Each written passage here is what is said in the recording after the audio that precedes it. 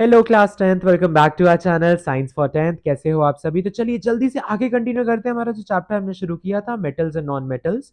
Last video में मैं just starting होने वाली थी इस टॉपिक की, extracting metals towards the top of the reactivity series. यानी ऐसे मेटल्स जो कि रिएक्टिविटी सीरीज के टॉप में प्रेजेंट है। ऑब्वियसली ये काफी ज्यादा रिएक्टिव होते हैं, दे आर हाईली रिएक्टिव।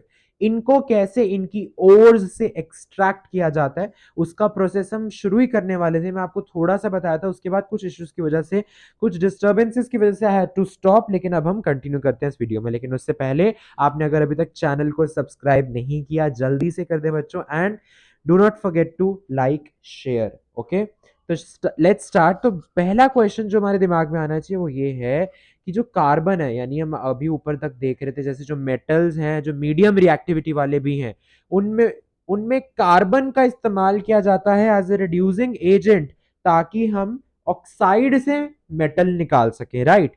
लेकिन carbon can not reduce the oxides of these highly reactive metals जो कि top of the reactivity series पे प्रेजेंट है।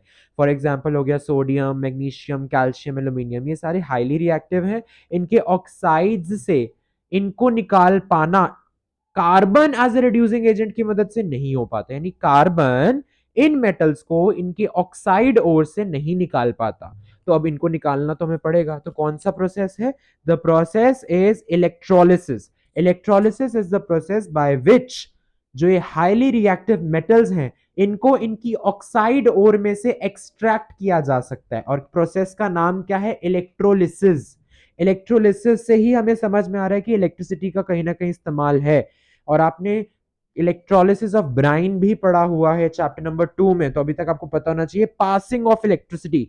सो वही प्रोसेस है। लेकिन इलेक्ट्रोलिसिस किसका होगा? इन मेटल्स के मोल्टन क्लोराइड का, यानी क्लोरीन का, क्लोराइड का वाला जो कंपाउंड बनता है। यानी जब ये मेटल्स क्लोरीन गैस के साथ रिएक्ट करके कंपाउंड बनाते हैं, यानी जो और बेसिकली क्या बात हो रही है कि ये जो मेटल्स क्लोराइड फॉर्म में होंगे, इनकी मोल्टन क्लोराइड फॉर्म में जब इलेक्ट्रोलिसिस होगा तब जाके इनको एक्सट्रैक्ट किया जा सकता है। क्या बात समझ में है? और इसमें जो इंपॉर्टेंट चीज आपको याद रखने वाली है वो ये है कि जो मेटल्स कैथोड पे बेसिकली जो नेगेटिवली चार्ज इलेक्ट्रोड, अभी तक आपको याद होना हो जाना चाहिए, cathode is the negatively charge electrode, ठीक है, whereas anode is the positively charge electron. So metals कहाँ पे जाके, यानी प्योर मेटल, हम मतलब बेसिकली अभी प्योरिटी की बात नहीं करूंगा मैं, सिंपली मेटल्स को एक्सट्रैक्ट कर रहे हैं हम। तो मेटल्स कहाँ पे डिपॉजिट हो जाएंगे? कैथोड पे जाकर डिपॉजिट हो जाएंगे। और क्लोरीन कहाँ पे लिबरेट होगी, यानी इवॉल्व होगी? एनोड पे इवॉल्व होगी। और ये रिएक्शंस आपको अच्छे तरीके से याद करने हैं। क्या बात समझ में आई है आप सभी बच्चों को? और सिमिलरली एल्यूमिनियम की अगर मैं बात करूं, उसकी भी इलेक्ट्रोलिटिक रिडक्शन होती है, लेकिन उसमें ऑक्साइड की फॉर्म में होती है। सो बस आप ये याद कर लीजिए कि सोडियम क्लोराइड एक एग्जांपल याद कर लो, और एल्यूमिनियम ऑक्साइड वाला आप दिमाग में रखें प्लीज, ठीक है। कैथोड पे हमेशा होती है रिडक्शन, कैथोड पे होती है रिडक्शन, एनोड पे होती है ऑक्सीडेशन, ठीक है। अब आप जब 11th क्लास में जाते हो तब आप पढ़ते हो कि oxidation is the loss of electrons, okay, and reduction is the gain of electrons. अभी हमें इतनी डेप्थ में नहीं जाना। आपको वैसे ये रिएक्शंस भी याद करने की जरूरत नहीं है क्योंकि एनसीईआरटी नहीं पूछती है। It's just for higher competitive exams. अगर आप पूछोगे कमेंट सेक्शन में बताओगे, I will make a separate dedicated video on this कि reduction in terms of transfer of electrons कैसे डिफाइन होता है, ऑक्सीडेशन क्या होता है, एनोड पे क्यों ये वाला प्रोसेस होता है, कैथोड पे क्यों हमारा ये रिडक्शन होता है हमेशा, एनोड पे क्यों हमेशा ही ऑक्सीडेशन होती है। ये सब थोड़े हाई कंसेप्ट हैं, इतने भी मुश्किल नहीं है, इट्स इजी, लेकिन 10th के लिए रिक्वायर्ड नहीं है। ओके, ये तो चलो एनसीईआरटी वालों ने जस्ट ऐसे इंक्लूड कर दिया यहाँ पे, ठीक है। अब बात आ जाती है फाइनली रिफाइनिंग की। हमने अब मेटल्स को एक्सट्रैक्ट कर लिया उनकी ओर्स से। अब हमें प्योरिटी भी तो देखनी पड़ेगी ना। हो सकता है कि जो हमने एक्सट्रैक्ट किया इसके अंदर कुछ ना कुछ इम्प्योरिटीज रह गई हो, तो वो इम्प्योरिटीज को रिफाइन करना पड़ेगा, हटाना पड़ेगा, ठीक है। एंड वो प्रोसेस क्या है जिससे होता है? Electrolytic refining. These are very important, ठीक है।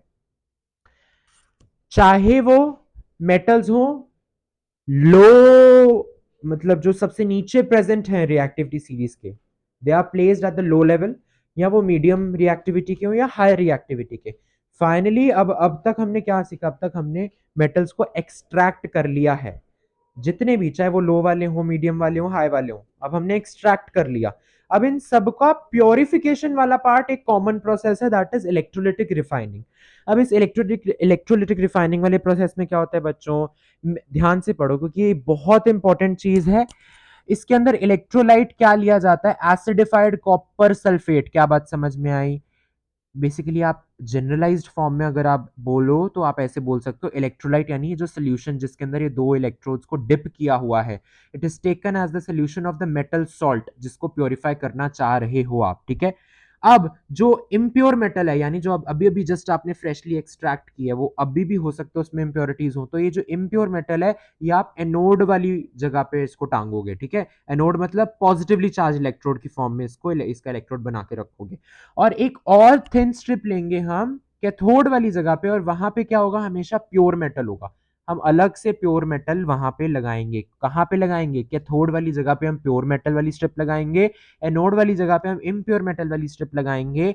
एंड जो सोल्यूशन जिसके अंदर ये दोनों इलेक्ट्रोड्स डिप हुए हुए हैं, इसके अंदर हम एसिडिफाइड कॉपर सल्फेट, या सिंपली आप लिख दो कॉपर सल्फेट लिख के यूज होएगा एज एन इलेक्ट्रोलाइट, ठीक है। अब इस इलेक्ट्रोलाइट से जब इलेक्ट्रिसिटी पास होगी, सब डेफिनेटली जो हमारे पास यहाँ पे एनोड पे इम्प्योर जो मेटल लगा हुआ है, फॉर एग्जांपल यहाँ पे इन्होंने कॉपर का लिया हुआ है एग्जांपल, ठीक है। इम्प्योर कॉपर प्लेट है एनोड पे, तो वहां से कॉपर आयंस डिसॉल्व होंगे इलेक्ट्रोलाइट में, और इलेक्ट्रोलाइट से प्योर मेटल पे जाते रहेंगे। क्या बात आप सभी बच्चों को समझ में आई? एन इक्विवेलेंट, अब एक और इंपॉर्टेंट चीज यहाँ पे ये भी है कि N equivalent amount of pure metal from the electrolyte is deposited on the cathode. अब बात समझ में आ रही है आपको? क्या कह रहे हैं वो, on passing the current through the electrolyte, the pure metal from the anode dissolves into the electrolyte. अभी आप कहोगे एनोड पे तो हमने इम्प्योर लिया है, हाँ जी, इम्प्योर ही लिया है एनोड पे, लेकिन ऑब्वियसली वो इम्प्योर क्यों है? कुछ इम्प्योरिटीज की वजह से। तो वो जो इम्प्योर में से प्योर वाला हिस्सा है, वो बाहर निकल के डिसॉल्व हो जाएगा इलेक्ट्रोलाइट में, और इलेक्ट्रोलाइट से वो सारा हिस्सा चला जाएगा किस पे? प्योर वाली मेटल स्ट्रिप जो कि कैथोड पे लगी हुई है। अब इम्प्योर में से प्योर वाला हिस्सा तो डिसॉल्व होके फिर कैथोड पे जाके चिपक गया पानी के, मतलब इलेक्ट्रोलाइट के अंदर से। पहले इम्प्योर वाली मेटल स्ट्रिप जो कि एनोड पे थी, वहां से प्योर वाला डिसॉल्व हुआ इलेक्ट्रोलाइट में, फिर इलेक्ट्रोलाइट से वो किस पे चढ़ गया? कैथोड वाली प्योर मेटल स्ट्रिप पे चढ़ गया।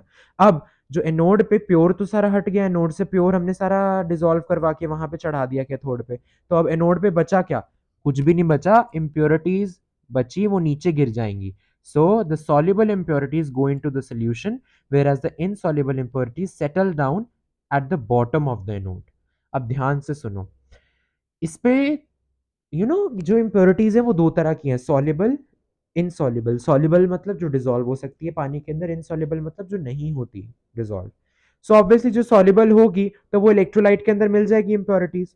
एनोड में इम्प्योर मेटल था ना, तो उसके अंदर जो इम्प्योरिटीज थी जो सॉल्युबल है, जो पानी में घुल सकती है, वो इलेक्ट्रोलाइट वाले सोल्यूशन में घुल जाएगी, ठीक है। पानी में घुल सकती है, किसी भी सोल्यूशन की मैं बात करूं। और जो इनसॉल्युबल इम्प्योरिटीज है, वो एनोड वाले इलेक्ट्रोड के नीचे जाके सेटल डाउन हो जाएगी। इनसॉल्युबल मतलब क्या? सॉल्युबलाइज नहीं हो पा रहा, राइट, तो वो नीचे जाके बैठ जाएगी। और इस इनसॉल्युबल इम्प्योरिटीज जो कि एनोड के नीचे सेटल डाउन हो गई है, इसको नाम दिया जाता है एनोड मड। और ये काफी इंपॉर्टेंट है, बोर्ड्स में काफी बारी पूछा गया, डायरेक्ट पूछते हैं कभी कभी तो, व्हाट इज एनोड मड? तो आपको ये जानना बहुत इंपॉर्टेंट है। क्या बात समझ में है? ठीक है, तो अभी के लिए इतना ही। नेक्स्ट वीडियो में we'll complete the chapter in which I will teach you corrosion and कुछ इंपॉर्टेंट चीजें हैं जो आपको याद होनी चाहिए in the form of MCQs, it can be asked. तो it can be asked, so I'll tell you in the next video. Till then, like, share and subscribe to this channel, and keep on studying, keep making notes. I know you all are going to rock in your board exams. Thank you so much for watching, dear students. All the best.